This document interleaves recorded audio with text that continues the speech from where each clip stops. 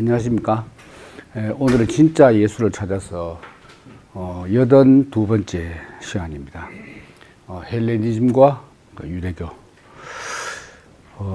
우리가 지난 시간까지 헬레니즘의 사상, 스토아 사상과 또 유물론을 대변하는 에피쿠로스 사상을 보았고, 또 그 헬레니즘 시대에 위치한 그 시기에 유대교는 어떤 상황이었는가, 여기에 대해서 이제 살펴보려고 하는데, 유대교의 어떤 그 사상적인 어떤 변화는 다음 시간에 이제 살펴보기로 하고, 오늘은 좀 외부적인 정치, 사회, 문화적인 어떤 변화에 대해서, 헬레니즘으로 인한 이 변화에 대해서 한번 살펴보려고 합니다. 그러니까 외부를 먼저 훑고, 그 다음에 이제 내부를 다시 한번 살펴보는 그런 순서로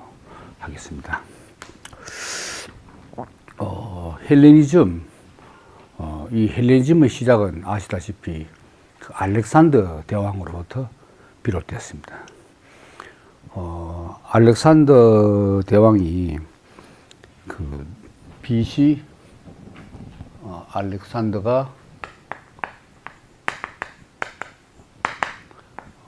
BC 336년에서 323년간 통치를 했습니다.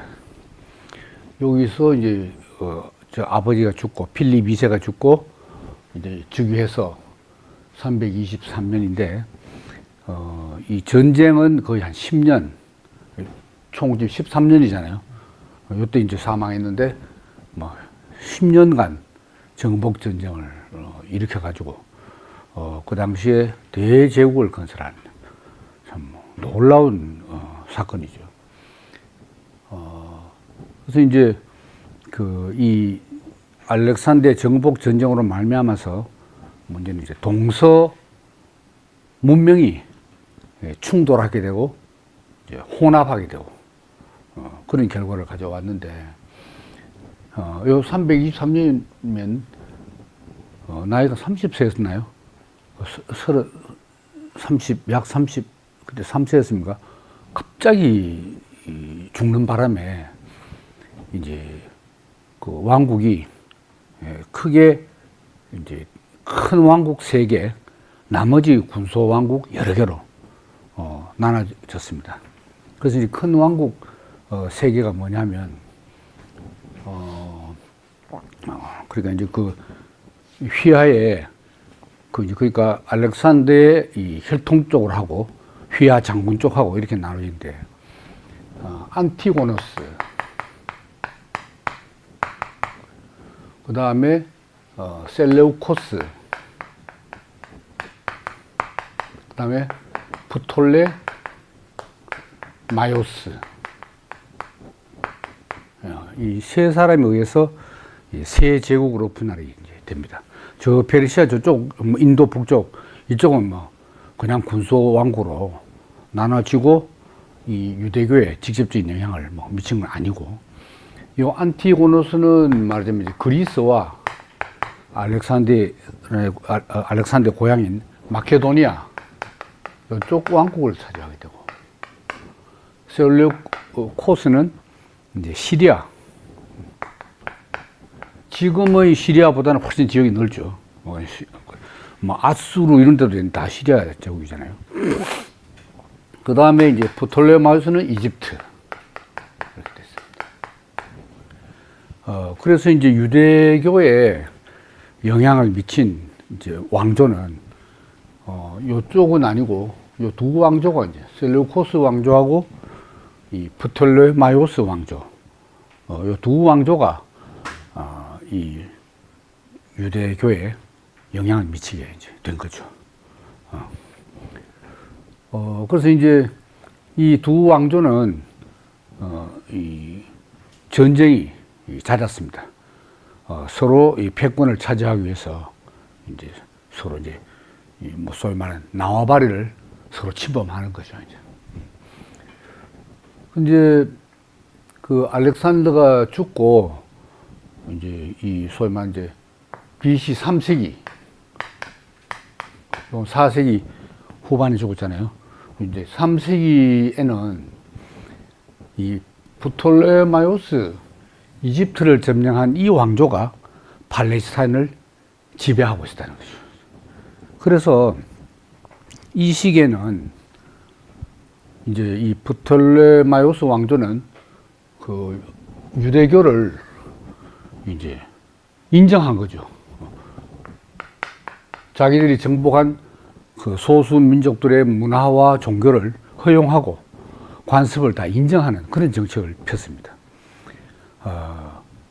그래서 뭐 지배는 받았지만 큰 신앙적인 뭐 속박이라든가 제한이 없었기 때문에 그런 대로 이제 지낼 수 있었던 거죠.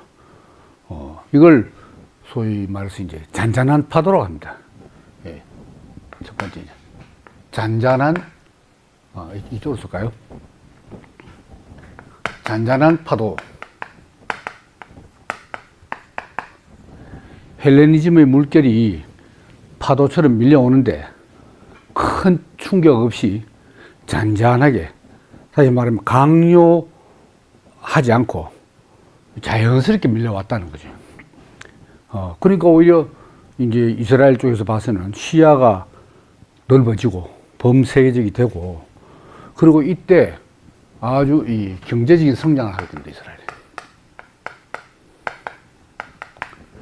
왜냐하면 제가 지도를 다 안 그렸습니다만은 그 팔레스타인 지역이 그 당시에 지중해 그리고 아랍 요 교역의 그 요충지였대요. 교역 요충지로서의 팔레스타인이에요.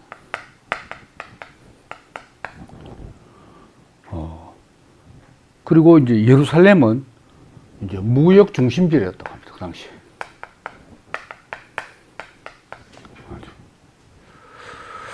이래서 이제껏 그 소수민족 유대인들에게서 상상도 못하는 그 그리스의 소위 말하는 선진 문화가 밀려 들어와서 이제 당시에 이제 지중해 연안 국가들의 그 공용어가 코이네 히라버. 코이네가 공적이 내 말입니다. 보편적인 코이네 그리스어, 코이네 히라버. 그 옛 히라버보다는 더 간편하게 사용하기 쉽게 이제 된 거겠죠. 코이네 히라버를 쓰고. 이래서 이제 그 뭐랄까요? 이제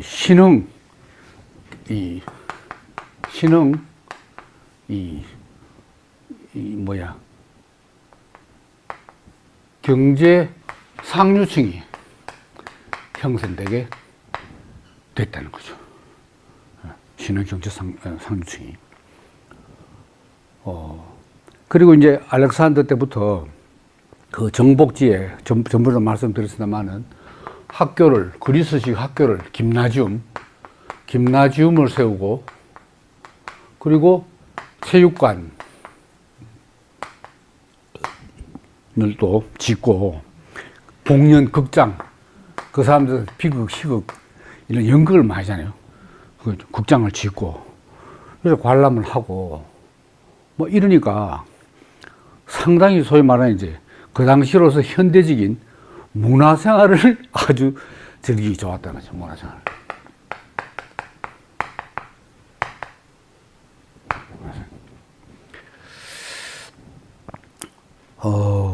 이렇게 이제, 하다가, 그 다음에 그 당시에 또 어떻게 했냐 하면은, 이제 그 알렉산더가 이 정복지를 이제 점령하고 나서 이제 군사 통치 체제입니다. 군인들이 다 통치를 해요. 정치가 가는 게 아니고 군인들이 군사 통치 체제. 가서 제일 중요한 게 뭐냐. 그 정복지 지역에서 세금을 걷어들여요, 세금. 세금 징수. 세금 징수는 마케도니아인이 각 지역에 가서 그 지방 사정도 모르고 힘들잖아요. 그러니까 현지인을 세금 징수한 이게 통치의 직접적인 통치라. 통치를 왜 하느냐? 돈을 거두려고 합니다. 세금 징수. 그러니까 이제 세리죠. 제일 마지막에. 이 세리는 현지인입니다. 왜 성경에도 보면 뭐 세리 마택하고 그 당시 세리는 이제 백성들 지탄의 대상이지. 저놈 새끼 우리 피 빨아가지고 바치고 지도 배불린다 뭐 그거 아닙니까? 그때도 똑같았어요. 이래서 이 이스라엘에서 유명한 가문이 이제 생겼는데 이 세금 거두는데 탁월한 능력을 발휘해서 토비아 가문이라고 하는. 토비아 가문의 요셉이라는 사람이 페니케아 지역과 시리아 전체 지역 세금을 다 총 관리하는 세금 징수원이라. 뭐 동네 다니는 그런 하수인도 있고 이 전체 세금. 그래서 만약에 뭐 흉년이 들었다 뭐 자연재해가 생겨서 세금 적게 거둔 해는 미리 자기 비축한 돈으로 이 뭡니까 프톨레메우스 왕조에 세금을 대낮 미리 내푸는 거야. 내고 그 다음에 또 자기가 거두고. 그러니까 정복자로서 얼마나 편리해요. 항상 일정하게 뭐 어쨌든 딱딱 들어오는 거야. 그걸 기회로 이 사람들은 또 경제 이득을 또 취하고. 이러니까 이제 꼭 뭐 세금뿐만 아니고 교역을 해서 신흥, 요즘도 말하면 신흥재벌이 형성이 된다 이 말이에요. 그래서 이제 그 빈부격차가 갈수록 양극화돼서 심해지는 거죠. 그러니까 이제 신흥 귀족들, 경제 귀족들하고 이 대중들하고 이게 갈수록 격차가 심해지고 이 가난한 대중들이 결국은 불만을 가지게 되잖아요. 불만을 가지게 되고 경제적으로는 이 불만이 봉기로 폭발되고 그리고 이제 신앙적으로는 메시아를 대망하게 된다. 못 살겠다. 하나님이 메시아를 언제 보내주나. 메시아 대망. 그래서 예수 출현 이전에도 내가 메시아다라는 가짜 메시아들이 무수하게 나왔잖아요. 그래서 소요를 일으키고 또 모르는 사람들이 따라다니다가 다 또 처형되고 이런 지역적 소요가 끊이질 않았다는 거지. 메시아 대망. 그 다음에 민중봉기. 동학난이 왜 일어났습니까? 뭐 동학 사상을 퍼뜨린 그게 아니고 거기 어디죠? 그 전라도 그 마을에서 고부에서 그 사또의 폭정 때문에 뭐 이러나 저러나 죽을 판이니까 뭐 들고 있나. 이 당시도 마찬가지였다는 거지. 그래서 자 이제 점점 이제 상류층은 이제 이 헬레니즘 지배 체제에 저항하기보다는 오히려 협조하는 거야. 그 우리 뭡니까 일제시대 때 친일파처럼 협조하면 오는 혜택이 너무 많은 거야. 너무 많은 거야. 그래서 이제 요 상류층 자제들이 그리스 학교를 가는 거야. 그리스에 유학 가는 게 아니고 자기 지역에 있는 그리스 학교에 가고 그리스 복장을 하고 그리스 모자 쓰고 그리스식으로 그리고 졸업하면은 그리스 시민권이 나오는 거야. 시민권 획득하고. 이스라엘 사람인데 그리스 시민권을 받았다. 그러니까 그 당시 분위기로서 이 부호들이 자기 자녀들을 이렇게 교육시키지 않겠나 이거죠. 그 심지어는 이제 제사장들도 체육관에 가서 이제 스포츠 옷에 파리 뭐 올림픽처럼 스포츠 관람하는 거라. 그러면 예를 들어서 원반 던지기, 원반 던지기. 그럼 또 레슬링, 뭐 이런 거. 그레코 로마니 그런 있잖아요. 레슬링하고. 그거 하다가, 그거 너무 몰두하다가, 아차, 우리 희생제사 지낼 시간, 이제 번제 드릴 시간 아니거든요. 희생제사를 소홀히 할 지경까지 제사장들이 혼이 빠졌다. 이래. 이 잔잔한 파도, 잔잔한 파도.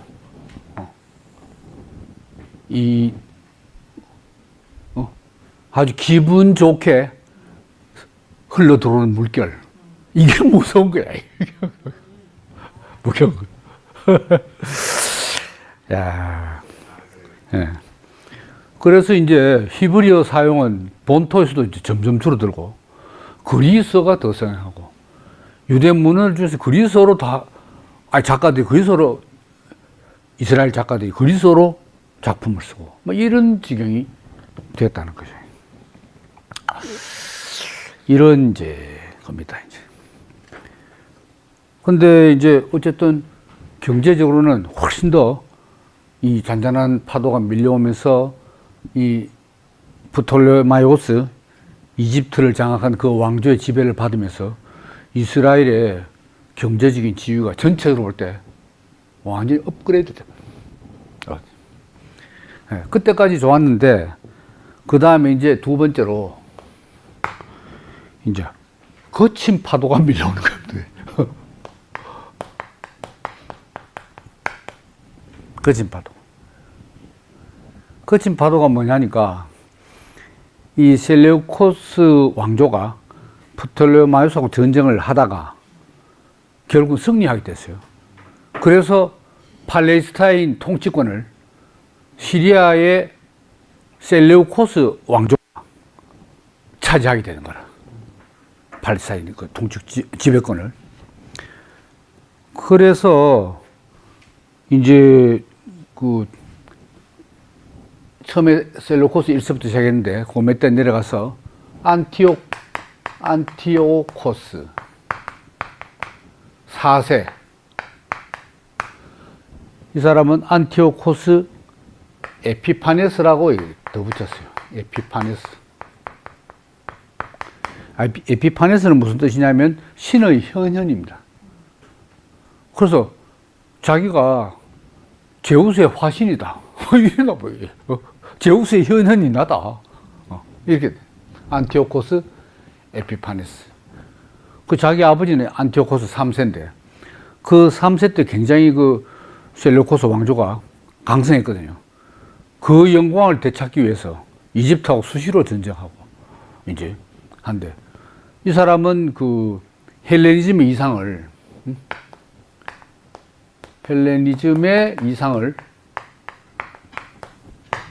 뭐 이 팔레스타인뿐만 아니고 자기 정복지에 지배 영역에 그대로 실현하려고 하네요. 현실적으로 구현을 하려고 하네요. 예. 이렇게 되어서 어떻게 됐냐? 너희들 이스라엘 모든 전통 다 포기해라. 그리스식 이제 삶의 형태를 너가 접수해야 된다.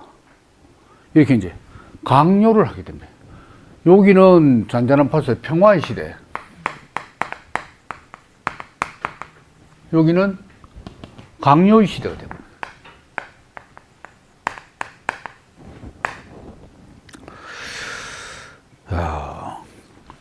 그러니까 이제 이스라엘 내부에서 전부 다 저항을 하는 게 아니고 자기 개인적인 이해 득실에 따라서 오히려 거기에 적응하려고 하는 사람도 있고 또 반발하는 사람도 있고 나눠진다 이거죠. 뭐 우리 일제시대도 그랬듯이. 그래서 이제 문제는 이제 이스라엘 내부에서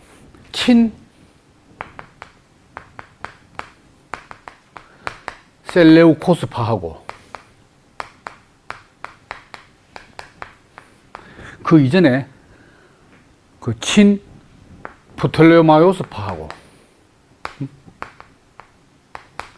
프톨레마이오스. 이 프톨레마이오스 왕조의 마지막 여왕이 누굽니까? 클레오파트라는 거야. 이거 이제 대립이 이스라엘 내부에서 파가 갈라진 거야, 양쪽으로.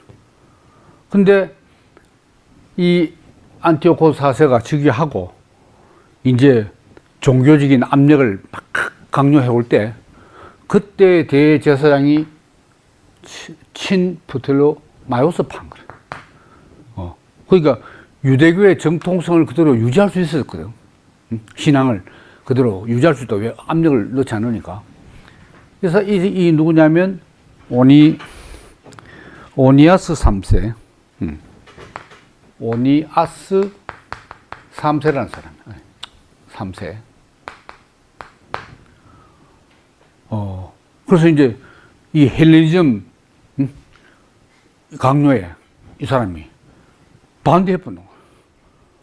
반대하니까 어떻게 됐어요? 웃기네 하면서 안티오코스 에피파네스가 이 사람을 대제사장직에서 끌어내릴 뿐. 끌어내릴 뿐만 아니고 나중에 결국 폐위시키고 끝나는 게 아니고 나중에 살해해버립니다. 그래서 이제 자기 요쪽 사람을 이제 세우려고 하는 거지.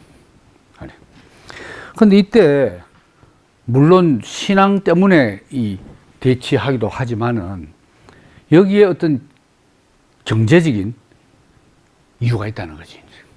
그게 뭐냐면 이쪽 파에서 시몬이라는 사람이, 이 사람이 이제 예루살렘 성전 총관리인입니다.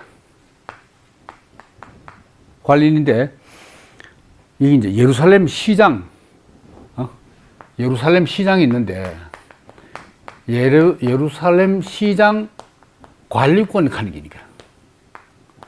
그럼 이거는 뭐 이득이 많겠죠. 예루살렘 전체를 관리하는 그 직책이니까 얼마나 앞으로 도는 돈, 옆으로 돈, 뒤로 도는 돈 얼마나 많겠어요. 이걸 두고 이 오니아스 3세가 대제사장인데, 이건 성전 관리인인데, 근데 지금 안티오코스, 엘리코스로 지금 정권이 넘어갔잖아요. 그러니까 이 사람이 큰 소리를 치면서 이 관리권을 주장하는 거예요. 그래서 이 사람을 이제 저거 해버리고, 이 왕이 저거 해버리고. 그래서 이제 누구를 세우느냐. 시몬은 뭐 이 사람은 이제 뭐 대장감은 아니니까, 그런 직책이 아니니까.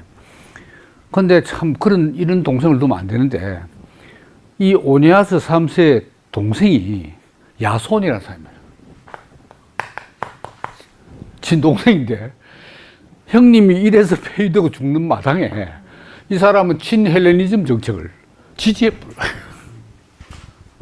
그래서 이 야손이 대제사장이 되는 거야. 야손이.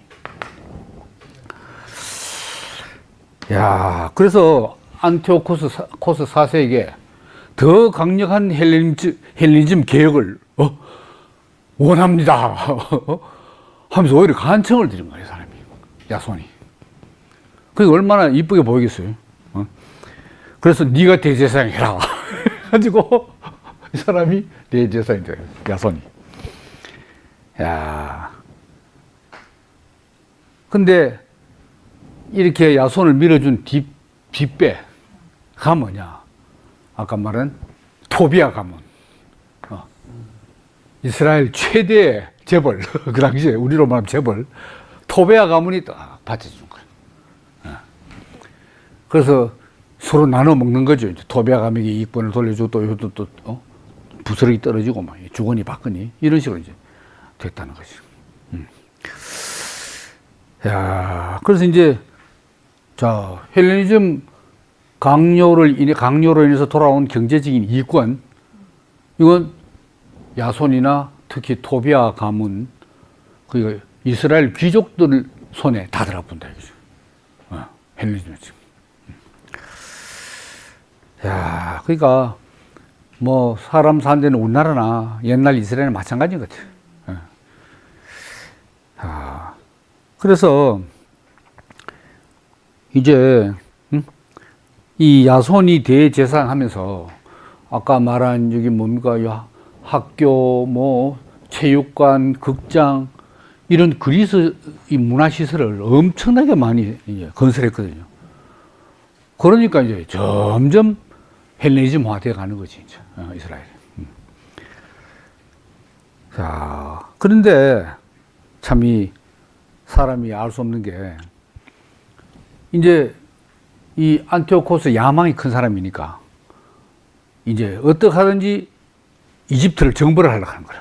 이 포톨레오마요스 왕조를 무너뜨리려고 하는 거라. 그럼 이제 전쟁 비용이 막대하게 많이 들잖아요. 그래서 이제 전쟁 비용을 좀 대줄 큰 손이 필요한데 야손은 그만큼 안 되는 거라, 이게. 안 되니까 여기 성전 관리인 시몬, 이 사람의 형제 메넬라우스라는 사람이죠. 야손에서 메넬라우스로. 이 사람이 한 4년밖에 못 했죠. 그러고는 미안하다 하면서 이 안티오코스가 메넬라우스로 대제사장을 바꿔버립니다. 왜냐하면 이 메넬라우스는 다 토비아 가문하고 연결이 되거든. 그 뒤에서 이제 다 돈을 대는 거죠. 야, 그래서 이 대제사장이 바뀌고 하는 게 왜 그리 중요하냐. 그 이스라엘은, 특히 포로 이후에 포로했다가 귀환했잖아요. BC 586년에 포로로 끌려갔다가 한 70년 뒤에 다 왔으니까 BC 한 500년에 왔잖아요. 온 그 이후로 성전을 재건하고 그게 제2성전기 하잖아요. 제2성전기. 그전 성전을 무너졌고 새로 와가지고 제2성전기가 이제 예수 당시까지지 뭐. 헤로드 왕이 성전 새로 질 때까지 뭐 제2성전기 아닙니까? 이때는 이스라엘이 뭡니까 이게 규모를 갖춘 국가가 안 됐잖아요. 지배는 여전히 페르시아가 하고 있었고, 아니면 그 다음에 또 뭡니까 마케도니아가 하고 있었고, 그 다음에 또 로마가 하고, 프르토바란 셀레코스, 그 다음에 로마 이러니까 역시 자기들은 식민지지. 그렇지만 대제사장은 그대로 있는 거야. 대제사장. 실질적으로 이스라엘 백성들의 정신을 다스리고 통치한 지배하는 사람은 대제사장이라. 대제사장 통치입니다. 형식적으로는 위에 점령국가가 있지만은 내용적으로는 그게 굉장히 중요하지. 근데 그 대제사장이 이제 정통성이 있잖아요. 대제사장은 아무나 뭐 투표하는 것도 아니고 대제사장이 정통성 하는 거예요. 우리 그 구약에서 모세 때부터 제사장은 어느 가문에서 나옵니까? 레위지파에서 나오잖아요. 레위지파. 딴 데서는 뭐 하고 싶어도 안 돼. 이게 정통성이지. 어느 지파에서 나왔냐. 거기서 제사장도 나오고 고스 대제사장 나오잖아요. 아무나 안 돼. 근데 이제 요때 오니아스 3세나 좀 나쁘지만 야손 이런 사람은 무슨 가문이냐면 사독 가문입니다. 사독 가문. 사독. 여기서 사두개획 하는 게 이제 나온 거예요. 사독 가문이라. 사독 가문도 역시 레위 지파입니다. 레위 지파. 레위 지파 안에서 사독의 아들들이 있는 거라. 그게 언제 시작되었나 하면은 이때 퍼뜩 제가 찾아야 되는데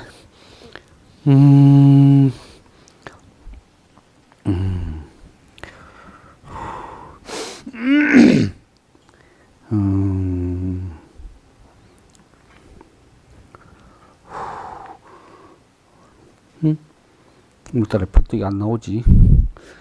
사독 가문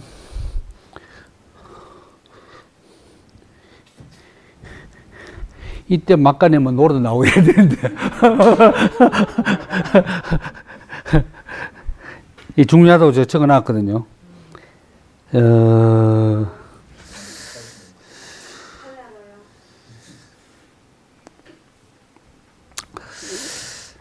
제가 금방 보자니까 제가 기억나는 대로 한다면은, 이게 이제 그 에스겔 때 선지자 에스겔 때 레위 지파 안에서 사독의 아들들, 요 사람 이름이지, 그니까 아들들로 제사장을 삼아야 된다. 이렇게 정해져 있었어. 그러다가 포로 귀환해가지고 이제 에스라 때도 역시 이 전통을 이어받아가지고 사독의 아들들로 해야 된다. 요게 이제 사독 가문이게. 그러니까 일단 뭐 자격이 있든 없든 출신이 사독 가문이어야 되지. 뭐 훨씬 자기에서 사독 가문은 아예 정통성이 없어. 근데 이 메넬라우스 한 사람은 사독 가문이 아닌 거라. 왜냐하면 안티오코스 4세가 돈 때문에, 전쟁 비용 때문에, 전쟁 자금 조달할 수 있는 능력을 가진 사람을 이렇게 뽑아붙으니까.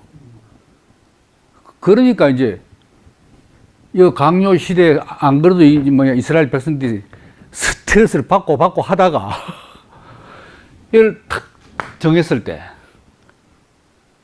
이건 죽지 않으면 까무러치도 되는 거죠. 이제 2판 4파이다. 우리 이스라엘은 끝났다. 이런 식이 된다. 그만큼 대제사장 임명이 중요하다 이 말입니다. 정신적인 자기들의 지주거든. 이 대제사장이라는 것이. 그래서 이제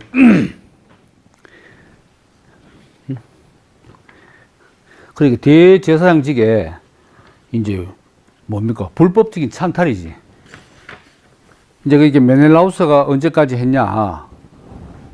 메넬라우스가 172년 기원, 172년에서 162년까지 했어요. 10년 동안 했어. 10년 동안. 이래서 야, 이거는 대제사장직의 불법적 찬탈이다. 이렇게 이제 생각하게 이제 된 겁니다.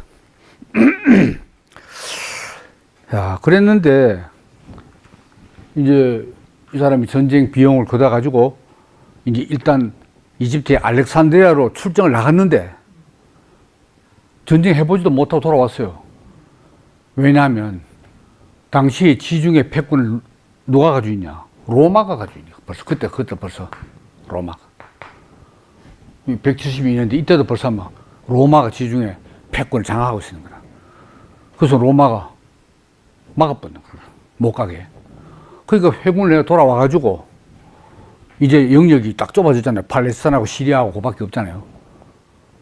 그러니까 이제 돌아와서 이제 뭐 홧김에 그랬는지 예루살렘 다시 정발하고 성전 다 허물어버리고 벽 허물어버리고 그 다음에 야손이 어떻게 했냐. 이 셀루코스 안티오코스 4세가 정벌 원정을 떠났을 때 여기서 억울하다고 지가 반란을 일으키니까 그 돌아가지고 야손 잡아가지고 처형하고 이렇게 했다. 그러니까 이제 핍박이 더 심해진 거지. 이 안티오코스 4세 핍박이. 야, 그래서 이제 이 유대인들의 삶을 영육간에 이제 위협을 가하게 됐다 이 말입니다. 그리고 그래서 이제 이때 이제 이대로 못 살겠다 해서 이제 종교적인 봉기가 일어나게 됩니다.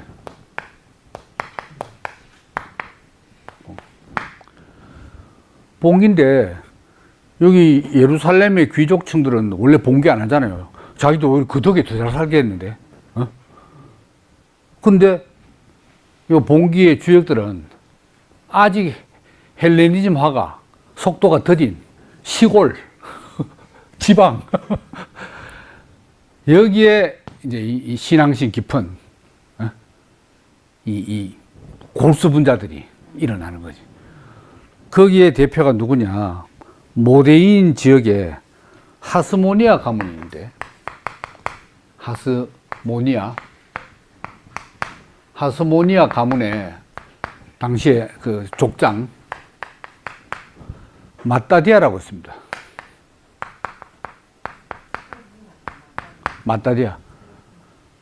마띠아는 뭐 제비 뽑아가지고 하는 그거고, 이건 이제 그거하고 관계없지. 한참 전이지. 벌써 뭐 161대니까. 기원전 160대니까. 마따디아라는 이 족장이 들고 일어나는 거야. 이러면서 이 안티오코스 명령을 어떻게 힘없으면 들어야지. 그래서 명령을 따라서 이방 희생 제물을 드리러 온 유대인들을 싹 다 죽여버린 거예요. 이 새끼들. 믿음 없죠. 하고 거기에 따라온 안티오코스 신하들, 부하들 다 죽여버린 거예요. 그러니까 이제 뭐 전쟁이죠, 뭐 이제. 그래서 이제 뭐 소위 말하는 이제 이스라엘 의병이죠, 뭐 의병. 그래서 이제 군사들을 모아가지고 그냥 일어나는 거라. 근데 이제 여러 아들 중에서 여기서 이제 셋째 아들, 삼남, 이제 유다가 있었어요. 유다. 이 셋째 아들이 이제 탁월한 이 능력을 가지고 있는 거예요. 그래서 이제 이 사람이 워낙 잘 싸우고 해가지고 별명이 뭐냐? 마카비입니다. 마카비는 무슨 뜻이냐면 망치라는 겁니다. 그래서 외우는데 도움이 되려면 막까삐. 마카비다. 막까삐. 망치로. 막까삐. 뭐 마카베오라고 하기도 하고 한데 마카비, 이제 마카비가 바로 이제 여기 쉽죠. 마카비. 그래서 핸델의 오페라곡 보면은 빰빰빰빰빰빰빰빰빰빰빰빰 그 오페라 제목이 유다스 마카베우스 아닙니까? 그러니까 마카비의 승리를 이제 기념하는 그 노래일 거야, 그게 이제. 유다스 마카베우스가. 마카비. 그래서 이제 결국은 승리하게 됐어요. 마카비 승리. 그 좁은 팔레스타인 지역에서 대시리아 제국에 안티오코스 4세 군대하고 싸워서 이겼다니까. 그러니까 이제 신앙적으로는 하나님이 하신 일이고 현실적인 이제 판세를 보면 그 당시에 로마가 계속 더 강성해지면서 이 셀루코스 왕조가 로마 세력에 밀려가지고 계속 쪼그라들어 있는 중이더라. 그 어떻게 틈새를 잘 파고 들어가서 승리할 수 있었다 하는 거예요. 한참 전술이 때 상대가 안 되죠. 국가 규모가 그거 얼마인데. 그 분명히 이 셀루코스 왕조의 어떤 내부 사정이 있고, 그리고 이제 약화되고 하니까 마카비가 승리를 했어요. 그래서 처음에는 이제 종교적인 봉기 아닙니까? 종교적인 저항. 여기에서 이제 정치 투쟁으로 이제. 이제 이스라엘 국가의 독립을 이제 종교의 자유를 달라 하다가 이제 해보니까 별거 아니거든. 그러니까 아예 정치적 독립까지. 종교적 독립 끝나는 게 아니고. 하기야 정치적 독립이 돼야 뭐 완전한 종교적 독립 되겠죠. 정치적 독립. 이래서 이 하스모니아 왕조를 세우게 된 겁니다. 하스모니아 왕조. 이 왕조가 언제까지 갔냐? BC 142년에서 63년. BC 63년. 그러면 약 한 80년 하스모니아 왕조가 계속됩니다. 80년이니까 뭐 그렇게 많이 내려간 건 아니죠. 아마 몇 대 내려가다가 기원전 63년은 무슨 해냐? 로마의 그 폼페이우스. 오늘은 완전 역사 시간이다, 그죠? 폼페이우스. 여기 시저, 크라수스, 폼페이우스. 처음에 그 원로원의 삼두 정치 아닙니까? 삼두 정치. 그 한 명이 폼페이우스인 거예요. 나중에 폼페이우스가 이 크라수스는 그 뭡니까 소아시아 정벌 전쟁 나갔다가 전사해가지고 끝나버렸고 이제 폼페이우스하고 이제 시저가 남았는데 케사르 시저가 남았는데 그 전에 크라수스 있을 때 이 시저가 위험하다고 해서 해외 추방을 하는 거라 이제. 근데 시저가 나는 그럼 갈리아 지방으로 가겠다. 갈리아 프랑스 아닙니까? 해가지고 보내줬어요. 그래서 갈리아 정복을 프랑스 정복 다 하게 되고 거기서 시저 군단이 최강 군단이 되는 거예요. 그러니까 그 전리품들을 로마로 막 보내면서 승전보를 계속 보니까 시저는 갈리아에 있는데 로마 시민들은 시저가 영웅인 거라. 그래서 더 강력하게 되고 유명하게 됐거든요, 시저가. 그래서 이제 이 크라수스와 폼페이우스는 저걸 그냥 두면 안 되고 이제 지 맘대로 이제 허락 없이 전쟁하고 하니까 처벌해야 되겠다고 생각하는데 돌아오라고 귀환명령을 내리는 거라. 오라. 그러면 이제 없애는 거지. 그 시저가 뭐를 잃었어요? 그래서 루비콘 강을 건너면서 주사위는 던져졌다 하면서 와가지고 폼페이우스하고 한판 붙는 거라. 근데 폼페이우스는 지금 아직 이제 군사는 더 많지만은 전쟁을 별로 안 했잖아, 지금. 그거는 바로 맨날 전투하면서 오던 군대거든. 상대가 안 되는 거야.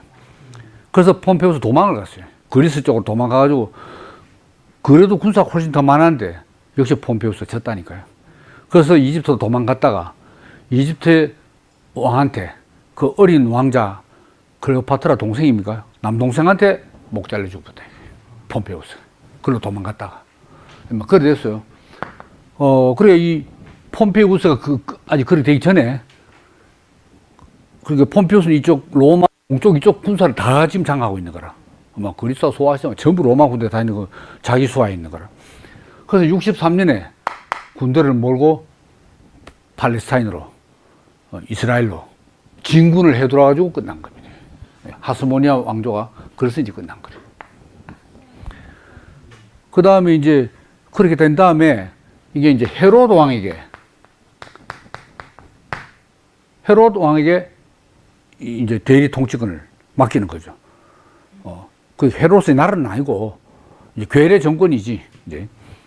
그 우리가 알고 있는 그 성경의 헤로드 왕은 여기 이 헤로드 왕이 아니고 이 헤로드 왕의 아들입니다. 아들.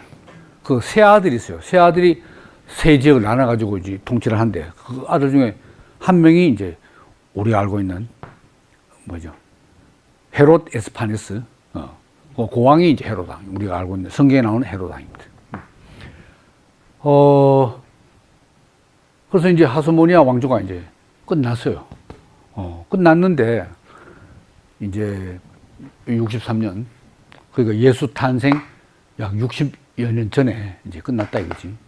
끝났는데 지금 이제 오늘 또 이제 덧붙여 말할 것은 헬레니즘 이런 이 정치적인 격변 시기에서 그 유대교는 어떤 변화를 겪었는가 하는 거거든요. 자, 그 마카비의 종교적 봉기, 그리고 정치적 투쟁의 승리, 그리고 하스모니아 왕조의 탄생. 요 이제 하스모니아 왕조의 그 모토가 뭐냐면 성전국가, 유대 성전국가입니다. 왜냐하면 안티오코스 4세 때 완전히 성전의 제우스 신상을 맞붙다니까. 제우스 신전을 만드는 거라. 그리고 이 메넬라우스 뒤에 이 사도 계열이 아닌 그 사람이 누구죠? 하도 사람 이름이 많아져도 헷갈리는데,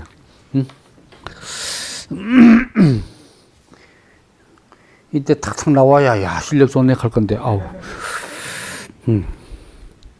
알키모스.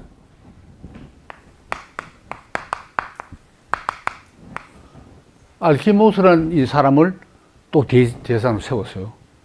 세웠는데 이 사람은 사도 계열이 아니고 요는 이제 뭐죠? 그 아론계예요. 이렇게 아론계. 사도계가 아니고 아론계. 이것도 정통이 아닌 거라 그게. 아론계. 알키모스. 그러니까 문제는 이제 유대 성전 국가가 성립되었는데 정치적 현실로서는 잘 된 일이지. 응? 저 외세를 물리치고 이제 종교적 자유를 획득했다 아닙니까? 근데 현실적으로 종교적 자유를 획득한 걸로 유대인들이 만족하지 않는 거라. 왜냐하면 정치적 현실과 종교적 이상을 일치하지 않는 거라. 종교적 이상. 종교적 이상. 그러니까 하스모니아 왕조가 하는 걸 가만 보니까 처음에는 막 지지했는데 역시 자기들이 이 성전 국가를 세우고 나서 이 정치 권력을 너무 탐하네. 정치 권력을.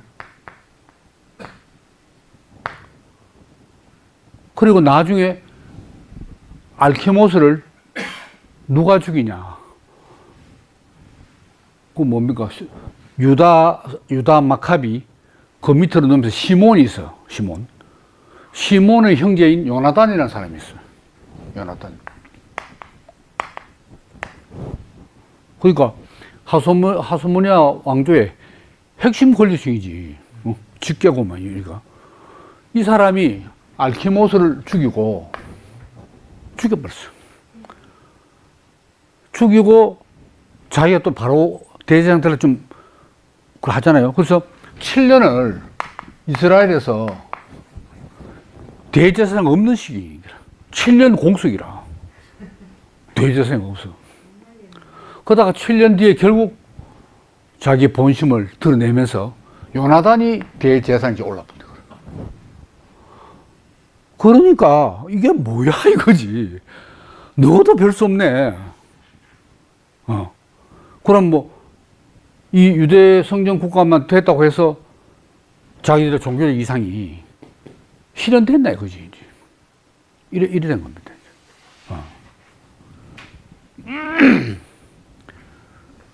그래서 이제 이 현실적으로 말하면 이제 이스라엘 내에서 사독계 이 이제 기존의 제사장 그룹들, 제사장 그룹들하고 요 하스모니아 왕조하고 아주 이 껄끄러운 관계로 대립 경쟁 관계로 이렇게 있었다 이거지. 그러니까 하스모니아 왕조에서는 이쪽을 대제사장 세우면 안 되는 거라. 왜냐하면 이스라엘 백성들 마음에 그 왕보다 대제사장이 더 중요하거든. 그래 대제사장도 자기들이 해야 되는 거야. 왕도 하고 자기 동생이나 뭐 형이든지 대제사장하고 다 해먹어야 되는 거라. 이러니까 이건 아니잖아. 이거하고 이게 일치가 되어야 우리가 바라는 하나님 나라 이스라엘인데 이 현실하고 이 너무 이 거리가 멀고 모순되는 거라. 근데 이 뭡니까? 이 유다 마카비가 어떻게 승리를 할 수 있었냐? 물론 엘레코스 왕조의 흔들림, 로마 세력의 밀림, 약화됨이 있었지만 그보다 더 중요한 요인은 하시딤이라고 해요. 하시딤.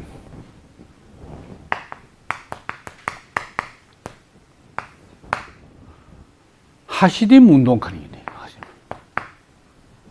하시딤 운동이 왜 일어났냐? 아까 보듯이 사도 계열로 정통으로 안 세우고 그때 자기들의 경제적, 정치적 이익에 따라서 다른 계열을 세우고 심지어 전혀 관계없는 사람을 대제사장 세우니까 이 이스라엘 뜻 있는 사람들이 율법을 철저하게 지켜가는 율법을 지킨 사람들이 하시딤이라는 게 그 하시딤 운동도 있고 요 이제 세력이 딱 결성되어 있는 거라. 그래서 이제 유다 마카비가 들고 일어났을 때 적극적으로 지원하고 동참했는 사람들이 하시딤 운동원들입니다. 하시딤 운동. 그런데 성공을 했는데, 하고 보니까 이 하는 또 짓이 이거 아니거든. 그러니까 이 하시딤 구성원들이, 야, 이 먹고, 이 7년 동안 공석이 됐죠. 뭐 이러니까, 그래서 고민을 많이 하게 되고, 결국 이 학자들은, 유대교의 이 역사를 연구한 학자들은, 결국 세 종파가 어디 생겼냐. 세 종파가 뭘까요? 바리새, 사두개, 에세네. 네. 사두개, 바리새파. 이게 이런 와중에서 생겼다는 거지. 마카비 봉기와 하스모니아 왕조 성립, 진행, 이 와중에 이 세 종파가 생기는 거예요. 그전에는 세 종파가 없었다는 거지. 포로 귀환하고 와가지고 종파가 없었어. 근데 당장 이 대제사장 임명을 둘러싸고, 이 생각이 다 똑같지도 않아. 요 알키모스는 아론 게거든. 이거는 왜 세우냐. 이제 뭡니까? 이 셀루코스 왕조에서 생각해 보니까 세력이 만만치 않거든. 그러니까 유화 정책으로 협상의 의미에서, 그러면 알키모스를 세우면 어떻겠노? 할 때 나중에 바리새파하고 갈라진 이 사람들은 찬성을 했어. 왜 찬성했냐? 자기들은 제사장 그룹이 아니거든. 이 바리새파는 신앙적으로 말하는데 평민들이고, 저 사독 계열은 지금 귀족들이거든. 종교 귀족인 거라. 이거는 평민들이고, 소위 말하는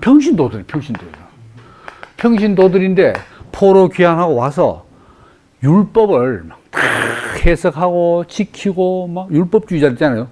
평신도 그룹. 그게 그때는 바리새파가 이름도 없었어. 근데 이제 이렇게 되면서 이제 하시딤에서 단체로 있다가 떨어져 나간 거지. 그게 이제 바리새 하는 게 뭐냐? 요게 분리라는 뜻입니다. 분리. 하시딤에서 이제 단체 있다가 우리 떨어져 나간 거지, 이제. 분리. 그리고 사두개는, 원래 이게 이제 사두개는 사두구의 아들들, 사독이라고 말하는데, 그리스로 말하면 사둑 이렇거든. 사둑이니까 사둑의 아들들이라. 근데 여기 이제 있어봐야 이 뭡니까? 요나단은 완전 하스모니아, 마카비 가문인가, 마카비 가문. 그러니까 이제 다시는 자기들이 대제사장 될 희망이 없어. 그러니까 여기서 소위 많이 나오는 인물인데, 의의 교사란 사람이 있어. 이 사둑계 제사장 그룹의 리더가 이름은 본명은 이제 안 나오는데 의의 교사야. 의의 교사. 별명이 의의 교사란 말이야. 의로운 모이죠. 이 사람이 안 되겠다. 우리 나가자. 해가지고 그 일가를 이끌고 어디로 갔냐? 이 사람이 쿰난 동굴로 간 거야. 그래서 이게 쿰난 공동체 하는 게 거기 생긴 거야. 공동체. 이 사람들도 에세네파입니다. 이렇게 에세네파. 에세네는 무슨 뜻이냐? 경건하다 했더니 경건한 에세네. 에세네파. 그 에세네파 중에서 쿰난 동굴로 가서 쿰난 지역에서 공동체를 이룬 사람은 이제 쿰난 에세네파고, 하시딤에 남은 에세네파가 있는 거예요. 그 에세네파는 이제 두 종류고, 바리새는 이제 아예 우리가 분리해서 나가서 우리가 좀 제대로 한번 정결하게 살아보자 하는 이런 이제 사두개파는 이제 요 나가는 뭡니까? 쿰난 동굴 간 사람도 있고, 요 남아 있는 사람들은 현실적인 이스라엘의 이 사두개, 그 사람들이 지금 예수 당시에도 사두개파 해서 여기 이제 그 대제사장도 하고 이스라엘 상류층, 이제 귀족층이고 보수 지향지 이제 보수. 그래서 이제 세부. 그리고 열심당 하는 건 나중에 이제 바리새파 안에서 젤롯 하는 이제 열심당이 여기서 생겨난 거예요. 따로 나중에 생겨난 거고. 크게는 요 세 파가 나오게 된 겁니다. 이 세 파의 어떤 신학적인 어떤 특성, 주장, 이런 건 이제 다음 시간에 이제 한번 이제 보기로 하고요. 이렇게. 이런 걸 보면 다 뭐 종교적인 신앙심이고 뭐 하나님밖에 없다 해도 역시 그 마르크스의 말이 상당히 일리 있는 것 같아요. 하부 구조가 상부 구조를 결정한다. 사람이 구조가 이제 하부 구조가 있고 상부 구조가 있다. 상부 구조는 뭡니까? 이게 정신의 영역이지. 이거는 육체의 영역이라.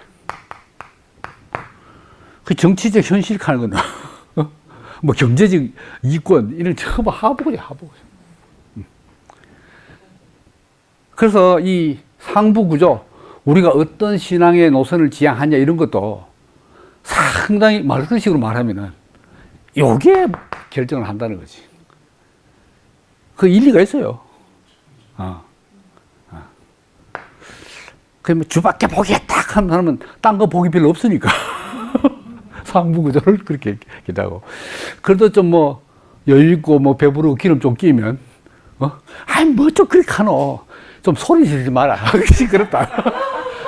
귀 따갑다. 뭐. 아니 배부른데 소리 왜 질러요? 가만히 느끼지. 근데 소리 지르지 않으면 안 될 그런 사람의 심정을 모르는 거지. 그런 것 같아요. 이게. 야, 그러니까 지금 뭐 간략하게 요약을 했습니다만은, 자, 이 혼란기에 이 헬레니즘 파도가 처음에 잔잔한 파도로 왔다가, 그 다음에 이 거친 파도가 와서, 역시 거친 파도가 오니까 이제 도저히 이래서는 못 살겠다. 예루살렘 성전에 제우스 신상이 있으면 그 말이 됩니까?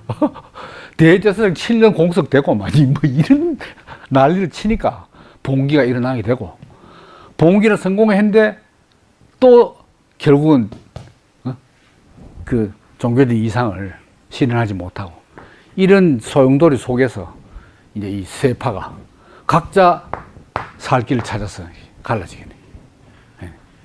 그게 예수 당시에 이제 그대로 이제 신약 성경에도 나오고 하는 거죠. 그렇죠. 자, 시간이 거의 다 되는데, 다음 시간에는 이제 세 종파의 어떤 사상적인 면모들을 한번 살펴보는 그런 시간을 갖겠습니다.